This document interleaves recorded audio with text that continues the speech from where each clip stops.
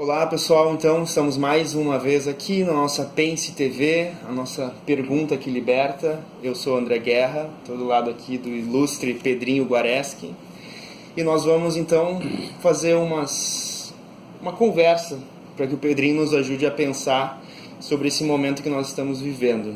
Hoje, dia 5 de abril, dia 7 de abril faz um ano da prisão do Luiz Inácio Lula da Silva. E também nós estamos próximos dos 100 dias do governo ilegítimo, que alguns todos dizem que foi fraudada essas eleições. E a gente então gostaria de ouvir um pouco o Pedrinho sobre isso. Pedrinho, o que tu tem a nos dizer sobre o que se passou desde a tua visita ao Lula no ano passado, ainda no final do ano, fim de novembro, até hoje? Pois é. Bom, a minha saudação a todos aqueles que por acaso vão ver e vão escutar isso daqui. Mas eu queria começar com um ponto. Realmente a gente deu nome a esse bate-papo de Pense TV, né? No começo a gente queria pôr a pergunta que liberta, mas as duas coisas estão bem ligadas. Eu só queria chamar a atenção para o pensar.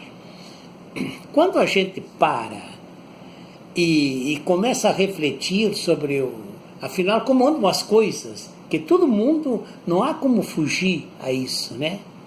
A gente começa a pensar. O que acontece nesse momento?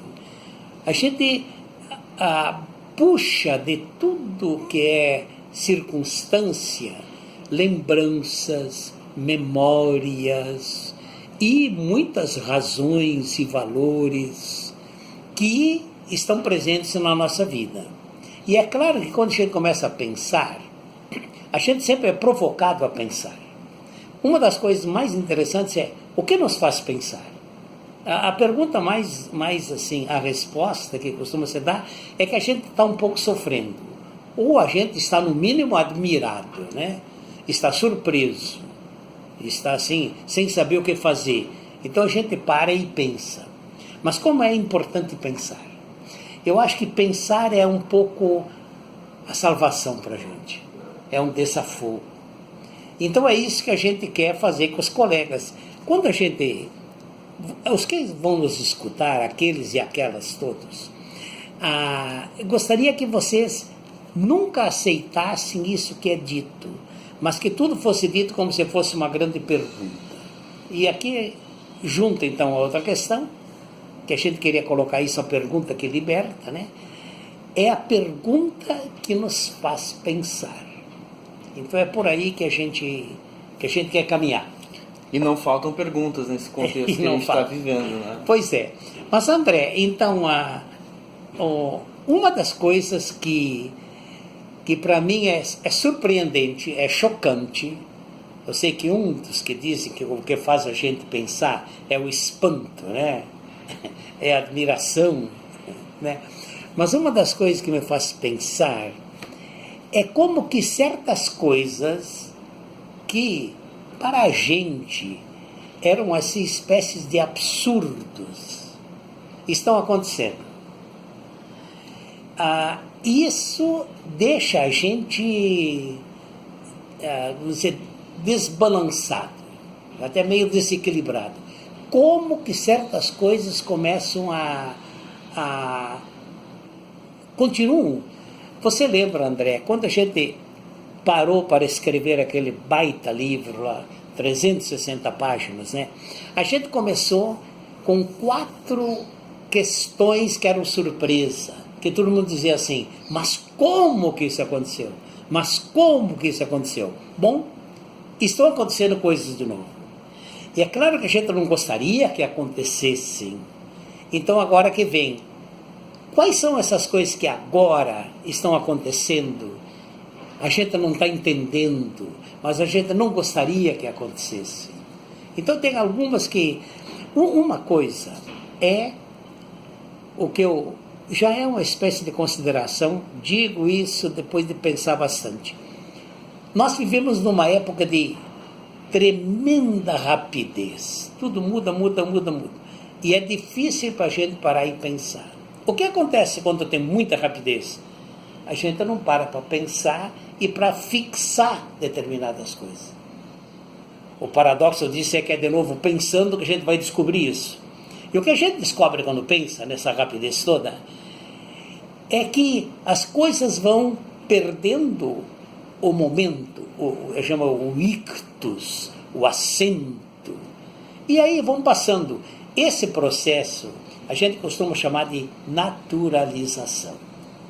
E aqueles que querem dominar, aqueles que não querem de fato com que as pessoas sejam felizes, com que todo mundo se respeite, com que todo mundo possa ter voz e vez, todo mundo possa falar, aqueles que não querem isso, mas querem manter sempre uma diferença, e eles querem estar acima em todas as situações, eles fazem questão que esses processos de desequilíbrio se naturalizem. Isto é, não, isso sempre foi assim, isso sempre foi assim, vai ser assim. Eu acho que isso é uma coisa que a gente tem que prestar atenção.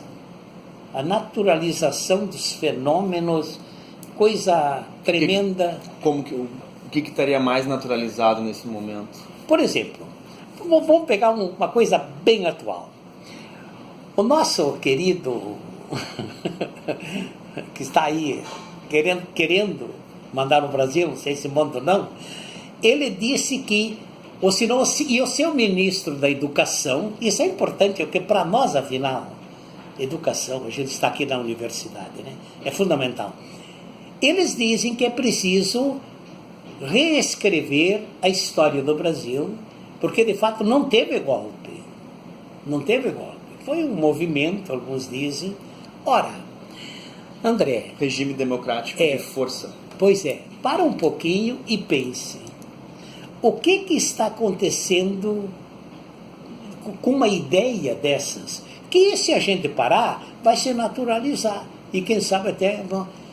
A gente vê destruído todo um processo de 30 anos de trabalho, de pesquisa, de como a gente descobriu, foram descobertos os fatos, que são coisas científicas, coisas da história, da ciência da história, em que a gente viu a história do Brasil, o que aconteceu nesses 20 e tantos anos.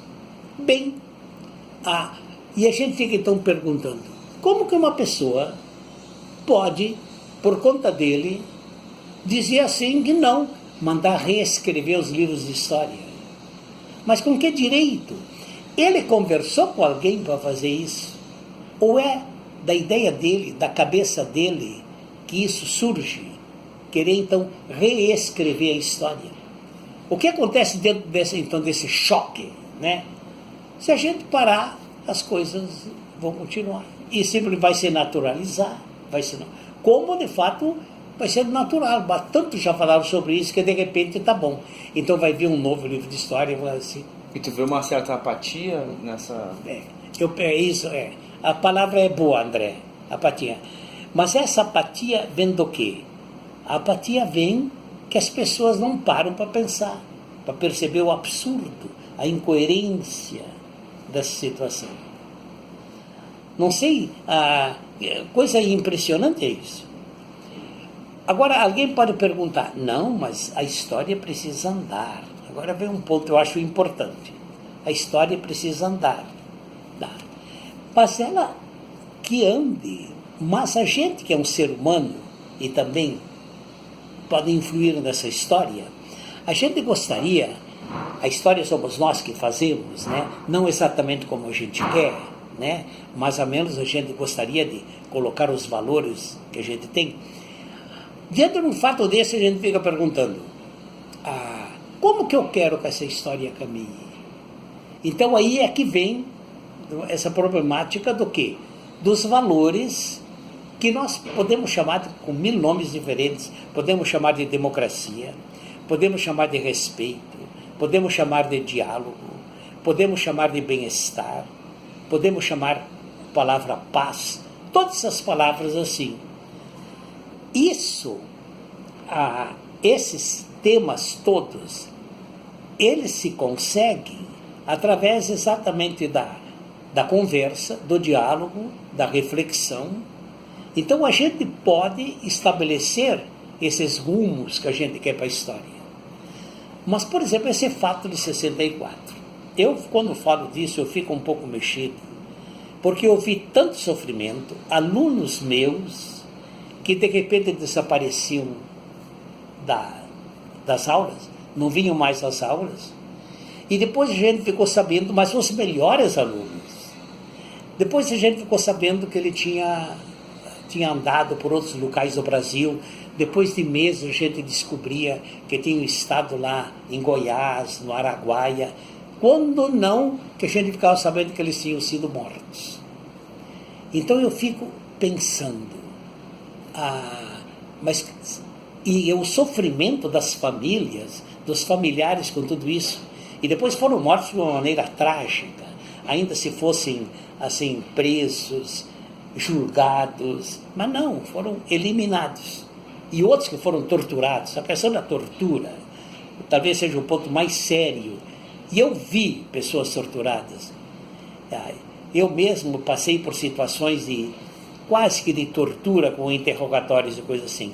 Então, André, o que eu quero dizer é o seguinte: como que vem alguém agora aqui, 20 ou 30 anos depois, e diz isso nada aconteceu? Aquilo lá foram coisas assim, o povo quis isso, a sociedade quis isso. Mas mesmo que a sociedade tivesse querido aquilo, com que direito se pega, se tortura, se mata, se persegue? Então acaba a consciência humana. Então a gente não pode mais acreditar no ser humano. Não sei se estou querendo dizer. O tema daqui partiu da apatia. A apatia, para mim, é essa mudança rápida. E isso tudo vem por quê? Porque o pessoal não tem tempo, não para refletir, para pensar, para discutir, para falar. E Pedrinho, tu que vivenciou esse momento de 64 e o que a gente está vivenciando desde 2016, tu vê questões semelhantes? O que é semelhante? Tu vê questões diferentes? O que é diferente entre os dois momentos que a gente está vivendo? O que é isso que a gente está vivendo? Já é algo definido? Isso tudo está te surpreendendo? Tu imaginou que nós passaríamos por o que nós estamos passando? Em 2015, 2014, tu imaginava que hoje, 2019, nós estaríamos aqui falando isso que nós estamos falando?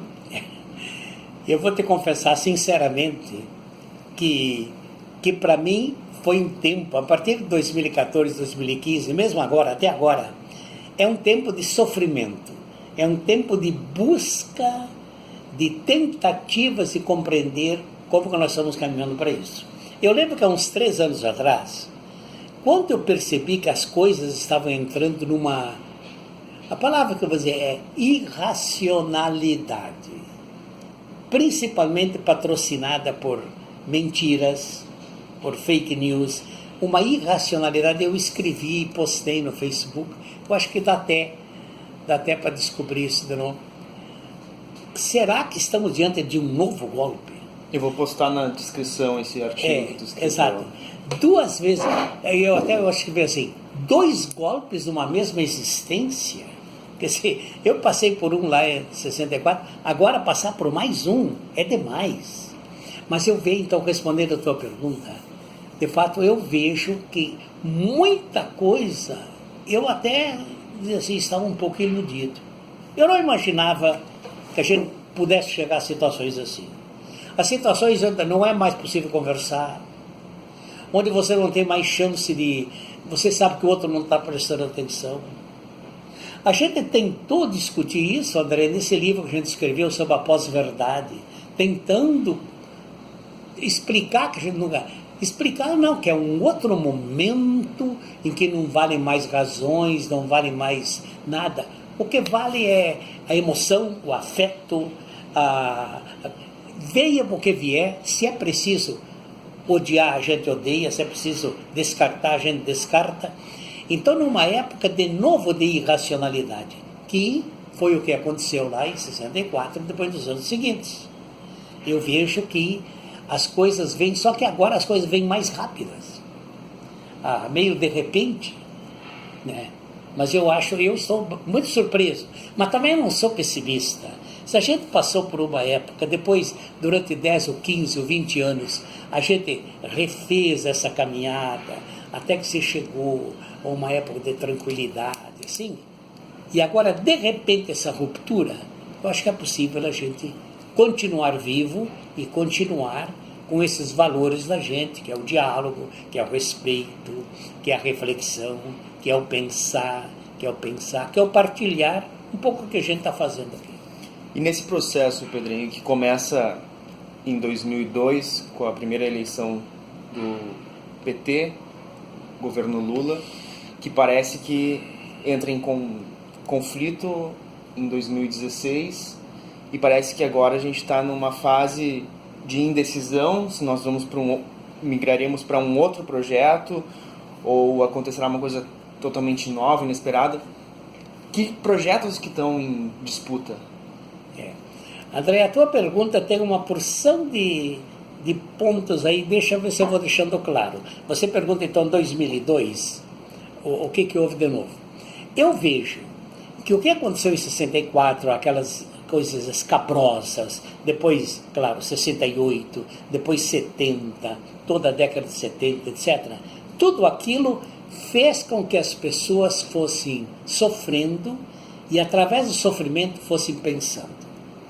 Então, lá pelo fim da década de 70, começo da década de 80, começou essa reviravolta, que a gente chama, então, das diretas já, e o povo começou, então, a querer sair daquela, a gente pode chamar mesmo, opressão. Nós temos, então, uma época, eu participei ativamente disso, porque de 80, por exemplo, de 84 a 88, eu trabalhei na CNBB Nacional, e era o responsável pela não articulação, mas pelo apoio, né, e respaldo às organizações populares que estavam surgindo. Por exemplo, a Caristia, Movimento pela Caristia, Donas de Casa, e depois isso foi aumentando a CPT, Comissão Pastoral da Terra, Conselho Indigenista Missionário, Movimento dos Migrantes, das Mulheres, tudo isso foram movimentos que foram surgindo lá a partir de 84. Em 88 tivemos a Constituição, que foi também um movimento tremendo. Aí eu acho que o Brasil, o povo, assim, foi crescendo. Você vê que 88 foi um marco, hein?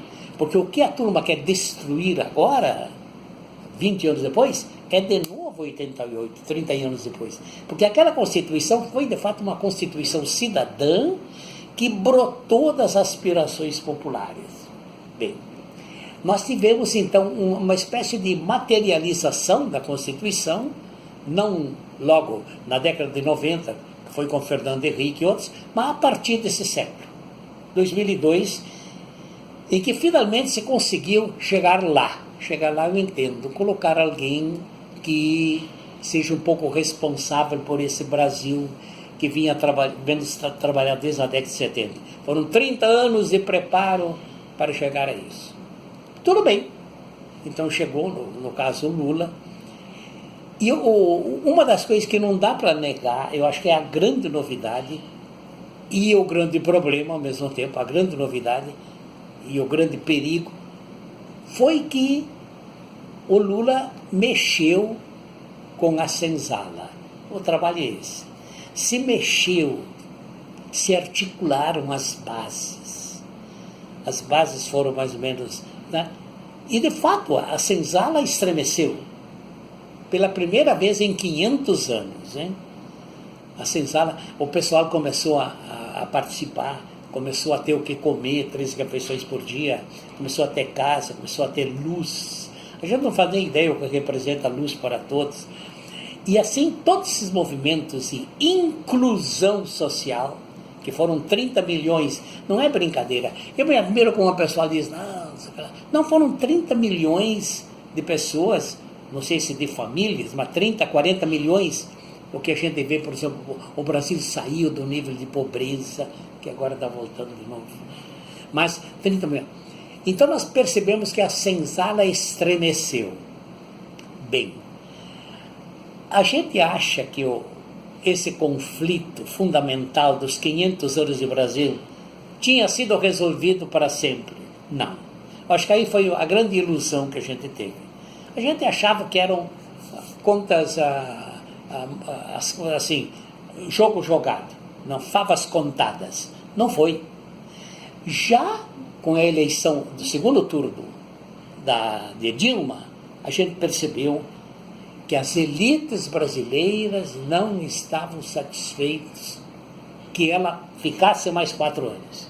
Isso ficou nítido, porque a Lula não fez nenhum ato administrativo que fosse errado, como você sabe agora, né? Só que depois de caçada você vê, não cometeu nada errado, tudo estava correto. Mas as elites inventaram, criaram, e também com o respaldo do judiciário, né? Inventaram que era possível caçar. O impeachment, de fato, foi o grande começo. Nós estamos ainda dentro desse movimento do impeachment. Respondendo à tua pergunta, houve, eu diria, de 70 até o ano 2000, um crescimento, um encontro do Brasil consigo mesmo pela Constituição e depois, então, pela eleição até de uma pessoa que tinha vindo da base, mas uma pessoa que tinha também percepção, sensibilidade, solidariedade. Então vivemos até 2014. Aí, de fato, isso foi rompido. Rompido numa situação que eu estava dizendo antes, para mim foi surpreendente, chocante, e eu achava que eu estava até iludido. Foi aí, então, a tua pergunta, como é perguntar. Mas será que vem de novo um golpe? Mas já veio um em 64, vem de novo um golpe. E veio pior que golpe. Mas junto com tudo isso, agora vem, eu acho que é algo novo, porque um outro trabalho também que eu tentei postar foi um novo golpe midiático. Foi que se usaram novas armas e novas estratégias. Né? Para a eleição do Bolsonaro, especificamente. Foi eleição, exato. Que foi eleição. E isso está mais ou menos provado, até matematicamente, né? Esse nosso livro mostrou, por exemplo, como o Trump se elegeu à base do Facebook e como agora está ficando cada vez mais claro, ou já está claro, que o Bolsonaro se elegeu à base de WhatsApp, à base de fake news, e da prisão, à base da criação de grupos. E da prisão do Lula. Claro. Que foi uma etapa... Mas aqui, sabe que vamos pensar um pouco essa questão do Lula, já que agora vai fazer um ano que ele está preso. André, isso para mim é uma coisa difícil de poder entender. Por como que o Lula ainda está preso. Até agora, se você me dá licença, quem está me escutando, vejam aqui, o que me anda na cabeça. Para mim, todo dia quando eu levanto, antes de levantar, ainda rezando, de manhã cedo, eu fico pensando, por que esse homem está na cadeia? Contra tudo que se esperava, contra tudo o que é de bom senso, para não dizer racional, né?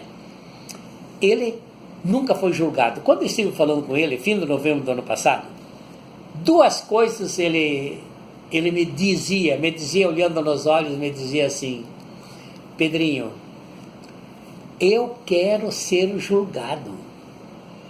Eu quero ser julgado. Por quê? Porque eu sei que eu não fiz nada. Então, eu quero mostrar que eu sou inocente.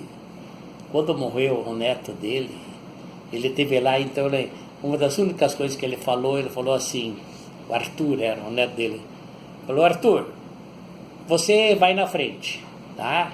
Vai levar. Eu, daqui a pouco, eu vou atrás. Estou esperando o meu certificado de inocência. Porque eu quero levar junto e vamos entregar junto. Aí nós vamos estar junto lá em cima. Mas vou levar o meu diploma, é a palavra, diploma de inocência. Isso que ele falou quando estive lá. Eu sou inocente. Por que não me julgo? Por que não me julgo? Agora, que vem um ponto. Por que o Lula não é julgado? É coisa impressionante. Aqui a gente vê que o próprio Supremo está cada vez mais enrolado. De um lado, a mídia segurando sempre uma turma de gente que diz que não, ele tem que ficar preso, tem que ficar preso, tem que ficar preso. Mas cada vez mais o povo em geral está percebendo que isso é uma incoerência, isso é um absurdo. Está claro que quando ele foi nas pesquisas, ele estava com 40%, né? Mas se conseguiu, então, através de formalidades jurídicas e segurando a barra. E agora, por exemplo, dia 10, ao menos é assim que eu vejo, devia ser o julgamento marcado há 4 meses atrás. Olha, faz um ano que foi preso. Então, eram 8 meses. Marcaram para 4 meses depois. E agora, quando chega o momento, não dá ainda para julgar, porque alguns daqueles que levantaram, claro, podem ter outras versões disso. Eles não querem porque, de repente, ainda é tempo, então vamos dar mais tempo e coisa assim. Então não dá para entender.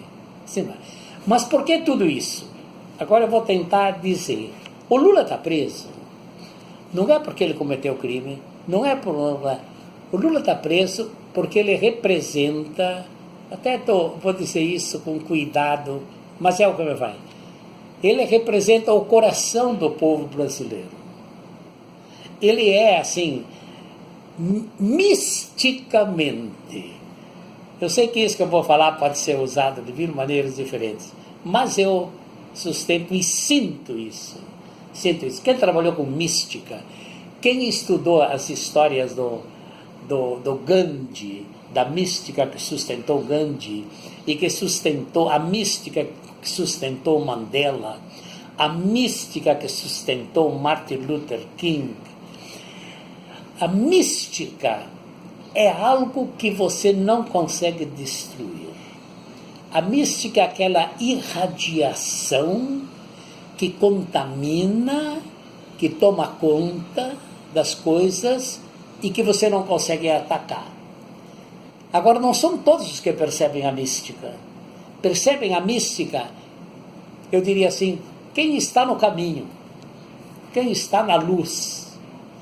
Quem não tem nada dentro dele para esconder, para mentir, para justificar, para tirar proveito, que é todo esse sistema que está aí, os milhares e milhões, milhares de políticos que estão se aproveitando dessa incoerência que está acontecendo, desses roubos e mesmo assim, corrupções e tudo. Não dá para negar que tudo isso existiu. Mas então, aqueles que estão na luz, aqueles que percebem que há aí uma inocência, o Lula é um pouco esse coração místico, né, que atrai. Agora, ele não pode ser, vamos dizer assim, aberto e colocado à frente do povo. Vou dizer uma coisa meio chocante aqui. Mas, de repente, o Lula está fazendo mais bem ao Brasil preso, no sofrimento, na mística, porque o sofrimento é que liberta, vamos dizer assim, na incoerência, desvendando essa hipocrisia de juízes, hipocrisia de advogados, sabe o quê? Tanta gente. De repente, o Lula está ajudando mais ao amadurecimento do verdadeiro povo brasileiro, essa senzala de que a gente falava e que ele conseguiu colocar em movimento, do que talvez se pegasse, tá bom, tá libertado. É claro que a gente sabe que de repente não é bem isso que está acontecendo, e é isso que eles temem, que de repente vem uma palavra do Lula. Você viu o aceno que ele deu o dia que ele foi enterrar o sobrinho dele lá? Só aquele aceno valeu mais que milhares de falas e discursos e tudo isso. Por que proibiram ele de dar declaração? Ele foi proibido até de acenar para o povo. Isso eles percebem que há uma mística aí. Há algo que que ninguém segura. Eu não sei expressar bem isso, isso que André, tu falou... mas eu estou falando um pouco do coração. Não, isso que tu falou é muito interessante, Pedrinho, dessa possibilidade, pelo menos para nós, para o Brasil, ele estando preso, a contribuição que ele dá para desvelar as instituições. Acho que sempre foi no senso comum que o judiciário e que outras instituições do Estado, elas estavam a serviço, ou elas estavam pelo menos contra o povo. Mas eu vejo que nesses últimos anos, sobretudo depois das eleições, e hoje, se explicitaram coisas que antes estavam ocultas. Não que passaram a surgir coisas que não existiam, mas coisas que antes não se parecia não se ter o direito de se falar ou se dizer, mas que sempre se manifestou pelo subterrâneo das instituições. E hoje, por exemplo, a própria questão de quem julga hoje é ministro, de quem condena hoje está dentro do Estado, isso mostra essa... Eu acho que as entranhas das instituições... Então, o intestino grosso das instituições, eu acho que parece ter se revelado em função disso. As pessoas, elas tiveram que fazer uma decisão ousada de se ter que necessariamente tirar todas as máscaras para mostrar o projeto que elas têm, que hoje se estrutura com a reforma da Previdência, com a reforma trabalhista, que eram os grandes projetos para quem antes esses governos eram um certo empecilho, né? Olha, André, eu acho que é isso. Eu estou percebendo que eu acho que você sentiu um pouco aquilo que eu não consegui dizer bem claro, mas acho que você disse. As entranhas vêm a furo, os tumores vêm a furo, mas precisa alguém se dar através da injustiça clamorosa que salta aos olhos. A gente não pode menosprezar esse sentimento do povo. Uma das coisas que até, quando você me convidou para esse papo, eu tomei nota.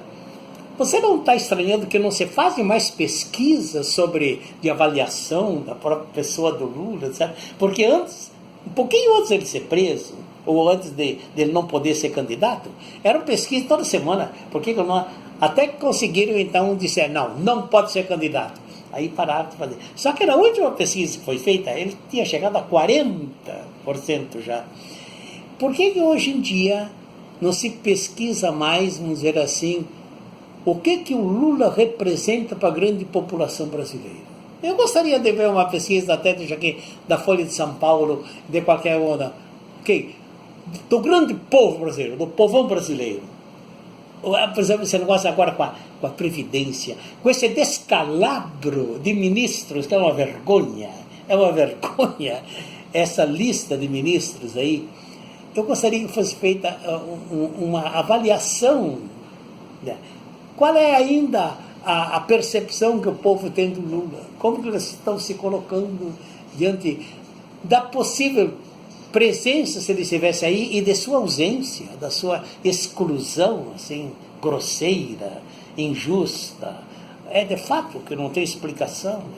Uma coisa, falando da personalidade dele, né? Eu vou te dizer que talvez há uns 5 anos atrás, eu não colocaria minha mão no fogo por nenhum político do PT ou de qualquer partido em relação a todas as denúncias que a Globo, o Jornal Nacional usaram não sei quantas horas para fazer. Se alguém me perguntasse há 5 anos atrás, tu acha que o Lula é uma pessoa inocente, que ele nunca roubou? Eu disse assim, não sei. Acho que ele fez muitas coisas boas. Lá dentro eu sei como funciona o Congresso, não tenho um contato pessoal com ele, não sei a moralidade dele. Não botaria minha mão no fogo que ele não tivesse feito negociatas. Acho que pela história dele, ele não se sujaria por dinheiro, assim, para enriquecer monetariamente. Mas eu não duvidaria que tivesse envolvido em escândalos de corrupção, não colocaria minha mão no fogo.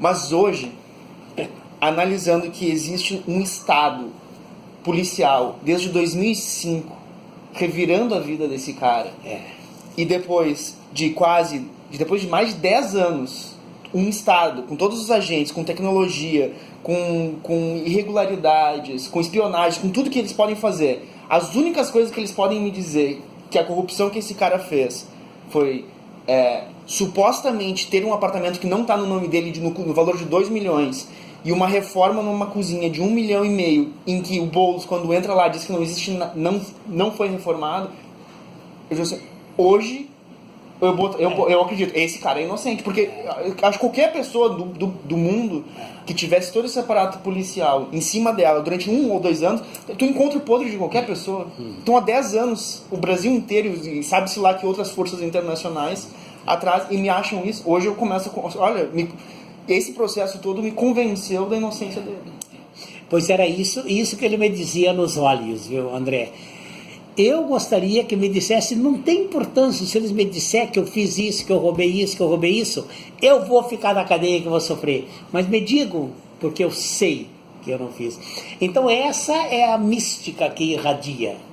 E esse sofrimento é o que está dando força. Eu acho que está dando força também a muita gente da sociedade que estão começando a se dar conta disso. Inclusive da direita. Né? Sim, inclusive. Não há mais o que sustenta. E uma coisa também, que isso que veio aí, fundamentado em fake news, em mentiras, em coisas assim, isso que a gente não sabe, André, nós que somos da comunicação, um governo que chegou sem que ninguém soubesse quem é, nem de onde veio, sem debate, sem diálogo, que a essência da política é o debate, é o diálogo, né? Nós que trabalhamos com Hannah Arendt, né, sabemos que a essência da política é a conversa aberta em praça pública, onde todos têm o direito de dizer o que querem, o direito e o dever de dizer o que querem. Essa é a essência da polis. E ela diz ainda que é na polis que a gente consegue ser feliz. Isso que é impressionante. Mas então, alguém que chegou aqui absolutamente fora da polis, fora do debate, fora, a gente não sabe de onde veio, jogado por aí. E quando a gente começa a ver os atos, são atos que correspondem de fato a essas, vamos dizer assim, esses descalabros, essas exceções na cultura. Eu escutava alguém analisando hoje, alguém que foi ministro da educação, esse massacre da educação, porque se tem uma coisa importante num país é a educação. A educação. Então tudo isso, a gente vendo isso, a gente vê, não dá.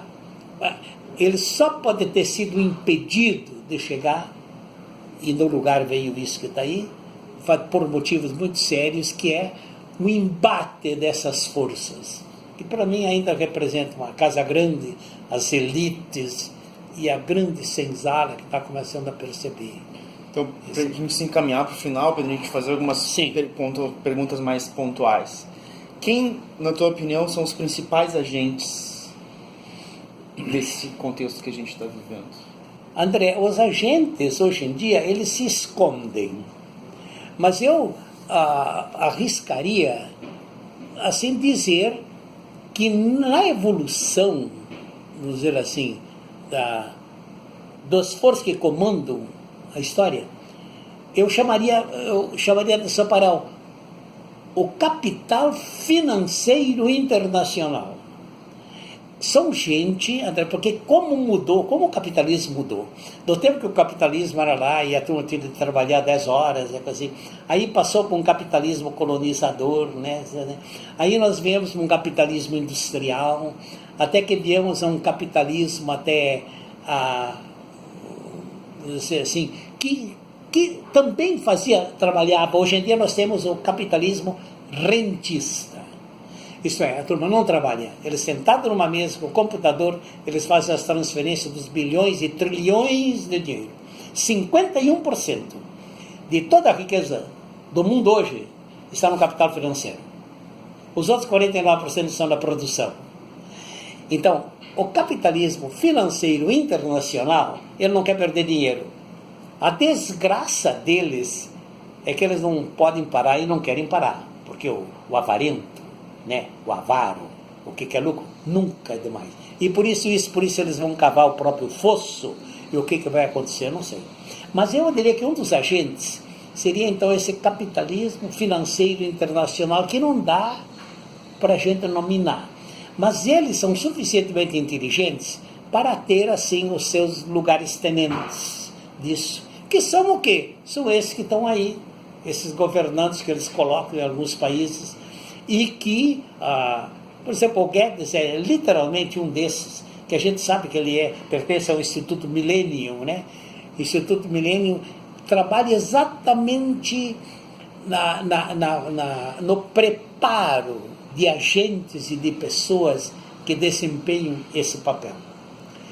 Eu acho que esse seria um dos fatores, mas eu queria dizer mais uma. Por exemplo, você vê só a jogada. Uma das coisas que me deixa impressionado nesse debate da Previdência aí é que nem está se discutindo muito coisas aqui e ali, mas uma das coisas que eles não abrem mão, todas as propostas que vêm do governo, que vêm todas as propostas, tem a questão da financiarização, capitalização da Previdência. Isso está clarinho que para eles interessa é o dinheiro. Eu estava vendo algumas estatísticas, eles calculam que em 30 anos serão 30 trilhões de reais que irão para essa capitalização. E logo nos primeiros anos já são 1,5 trilhão. Esse é o dinheiro com que os bancos, o capital financeiro internacional vai trabalhar. Que ele vai usar isso, vai mandar todos os outros trabalharem e eles ficam com juros, né? Que é o capital rentista. Nós estamos nessa situação no mundo. E todas as, assim, a maioria das, vamos dizer assim, porque não está se fazendo nada no Brasil. O que está se tentando fazer, como essa reforma de Previdência, vai estar caminhando nessa direção. E no contraponto dessa reforma da Previdência, a repressão. A repressão para aqueles que não querem entrar nessa. Que é então o que o Moro está, o projeto do Moro, né? O projeto do Moro que é tão, eu diria assim, tão hipócrita, ou tão doloroso, que chega a defender quem reprime. André, pensa um pouquinho. Estimular, inclusive. Nunca se viu um projeto que no projeto se coloque, vamos dizer assim, as escusas e, vamos dizer assim, já a prevenção de que se um policial for fazer mal contra alguém, ele já tem uma porção de escusas, inclusive aquele sentimento, aquelas coisas absurdas. A gente que trabalha com psicologia, como você vai saber se ele tem aquele sentimento, a expressão até que ele usa, que ele foi constrangido. Forte emoção. Exato, forte emoção. Ora, mas isso tem cabimento. Então a gente vê alguém a serviço da repressão do mainstream, ou da corrente central, que é exatamente a capitalização. A gente vê isso. Mas então, agora os agentes se escondem. A gente se esconde, quando menos se espera, eles não estão mais aí. Se escondem ou se mostram através da grande mídia, né? Bom, a mídia, ela bebe de tudo isso. André, uma última coisa, então, para terminar. Essa não, nem... André, eu vou colocar isso até para você e vou colocar em forma para a gente pensar. André, a gente conhece muitos jornalistas. A gente conhece muita gente que trabalha na mídia. A gente sabe de jornalistas. Você que fez jornalismo vai poder me ajudar a compreender isso. Mas eu não vejo, André, que se o papel da mídia, dos jornais, das televisões, é estabelecer o debate nacional, porque você tem uma tarefa que a mídia não pode abrir mão, é de fazer com que todo mundo fale, como se fez na polis grega, onde só era cidadão quem falasse, quem apresentasse o projeto. Hoje em dia é uma elite que fala. Mas eu vejo na mídia hoje que não há mais jornalistas que saibam disso, que o essencial é estabelecer o debate nacional, e ficam com coisinhas mínimas, bobaginhas. A impressão que eu tenho é que eles estão com pavor, com medo, se cuidando. Todos sem dizer, a gente vê esses comentaristas mais aqui de perto, desses jornais aqui do Sul, todos assim com dedos e não sabem o que dizer, e vem uma coisinha, então gastam um tempo enorme em falar coisinhas, mas cadê as discussões de fundo? Cadê as perguntas de fundo? Por que não se coloca, dizer assim, diante da nação, essa questão, por exemplo, da prisão do Lula sem prova, sem tudo, por que não se coloca isso no debate? Por que não se chama a turma toda para falar sobre isso? Mas são coisinhas daqui, alguém faz uma coisinha, corre lá, patrocina, coisa assim, são medíocres. Eu não sei se você concorda com isso, mas nós temos uma geração, agora ao mesmo tempo tem um outro que se salva, mas são pouquíssimos, um Jânio de Freitas que dá um grito, um Luiz Fernando Veríssimo aqui, que levanta, que são capazes, são gente, que são os verdadeiros jornalistas, que faz o povo pensar. E a maioria absoluta dos nossos comentaristas, analistas, medíocres, você não tem essa um pouco a impressão? Não, eu tenho sim, e isso até entra um pouco com a pergunta que eu ia te fazer sobre onde tu acha que nós erramos para chegar até aqui onde nós chegamos. Qual foi a responsabilidade de quem se preocupa com outro projeto de mundo, um outro mundo possível? Onde que nós erramos? Qual a nossa responsabilidade nisso, nesse cenário? E aí e essa é a pergunta que eu te faço. E aí tentando colocar elementos para a pergunta que tu me fez, que é se eu concordo sobre essa questão da mediocridade do jornalismo, eu concordo totalmente.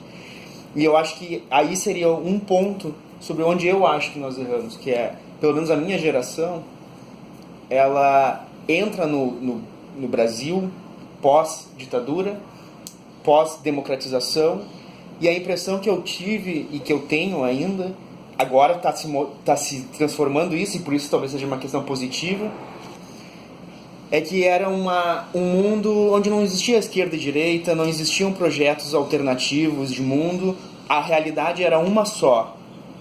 E que problematizar a filosofia, a política, essas coisas eram coisas abstratas que não diziam respeito ao cotidiano.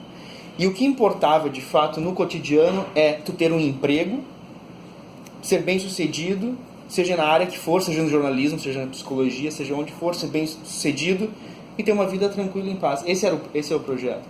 Então, eu acho que muitos jornalistas que hoje, diferente talvez de uma outra geração, que é uma geração que sofreu na carne as consequências de uma realidade despolitizada e de não pensar, acho que uma geração, ou uma grande parte dessa geração, o que buscava era um lugar de destaque, era ser o William Bonner, por exemplo. E quanto menos conflito, quanto menos eu chamar atenção, quanto menos eu incomodar, mais fácil de eu chegar até lá e garantir o meu emprego. E a gente reconhecer que os meios de comunicação, eles são uma empresa como qualquer outra, uma fábrica como qualquer outra, e que a lógica deles, do meio de comunicação, não é quanto crítico eles fazem uma sociedade, não é esse a variável numérica que eles estão operando. Eles estão operando assim, quantos anunciantes nós temos e quanto está entrando de anunciante. Talvez para esse público, um jornalista crítico não só colocasse em questão o próprio projeto dos donos dessa empresa, como também um jornalista crítico talvez não trouxesse recompensa monetária. E aí o espelho dos jovens que estão entrando como jornalista é o William Bonner. Pois é, eu acho que a tua pergunta já tem grande parte a resposta, né? Não, André, eu admiro muito o Mino Carta. O Mino Carta, ele passou por todas as revistas, mas ele nunca deixou de ser um jornalista. E quando ele percebia que ele não podia ser ele, alguém que faz a pergunta, alguém que problematiza e aborda os problemas centrais, ele saía, ia embora. E assim foi passando de revista em revista. Bem, ele diz assim que a grande desgraça do jornalista hoje, ele diz isso de duas maneiras. Primeiro, diz que o jornalista chama o seu patrão de colega, que não é colega. Mas que a verdade, agora que vem, não é que os jornalistas não são jornalistas, eles são empregados, eles têm patrões. E esse é o patrão. A mídia, cada vez mais, e você sabe muito bem disso, cada vez mais ela está se tornando, vamos dizer assim, de novo uma empresa, mais que isso, uma maneira de ganhar dinheiro.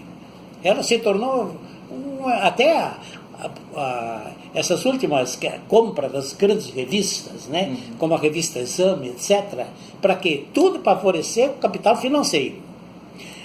Então não se fazem mais, se colocam os anúncios e as notícias para se conseguir dinheiro. Não é mais aquela comunicação, aquele discurso que a gente esperava e que existe desde a polis grega, onde a essência da política é o debate em praça pública, onde todo mundo tem o direito de dizer sua palavra, expressar sua opinião. Agora, a praça pública hoje deveria ser os meios de comunicação. Um outro ainda tenta ser o lugar onde o povo chega para falar, né? Como era a praça, porque não dá mais colocar todo mundo na praça hoje. Então, a mídia é isso. A luta, nos últimos 10 ou 15 anos, eu desisti um pouco de pesquisa ali específica da psicologia social e me bandiei um pouco na mídia. Mas eu acho que na mídia está a essência da psicologia social. Porque é aí que se constroem as ideologias, aí que se montam as estratégias de dominação, as estratégias de subordinação. Então, de fato, eu acho que nos faltam hoje verdadeiros jornalistas. Mas agora tem esse grande problema. Como as empresas se tornaram, as grandes empresas midiáticas se tornaram empresas capitalistas, financeiras, não sobrou espaço. Não sei se de repente isso que está sendo construído, esse jornalismo que está sendo construído através de instâncias que não precisam, agências, prédios, assim, não sei se isso não venha um pouco da conta. A gente vai ter de novo os novos jornalistas, que vocês que fazem a pergunta estabelecem o debate nacional. Os meios de comunicação hoje, uma válvula é a internet, é o YouTube, só que a contradição disso que todas essa efervescência que hoje esses meios possibilitam, a internet possibilita, também são conglomerados de grandes corporações e que o efeito colateral e rebote é a própria eleição que a gente teve. Né? Mas sobra o pensar, André, por onde nós começamos. Sobra a consciência crítica, sobra as pessoas. Paulo Freire dizia que aquele que é vacinado por esse vírus, aquele que é mordido por esse vírus da consciência crítica, que faz a pergunta, né? Esse ninguém doma. Esse é o maior perigo que pode existir para quem? Para o poder dominante, para, vamos dizer assim, aqueles que não concordam com a fraternidade, com a justiça, com o respeito, principalmente com a justiça e a igualdade, onde as desigualdades estão crescendo barbaramente. Então é por aí que a gente trabalha. Fomos longe, criação da consciência aqui. Pois é, André. Pois é. Então tá, pessoal. Acho que por hoje é só. Em breve a gente volta com mais um episódio do nosso Pense TV para nos ajudar a pensar. Vou deixar na descrição do vídeo os textos do Pedrinho. Acho que vou deixar na descrição o teu site, que tem todos os textos que o Pedrinho já escreveu. Será que tem todos lá? Tem. Se tiver, tá bom. E a gente se vê em breve. Obrigado, pessoal. Até a próxima.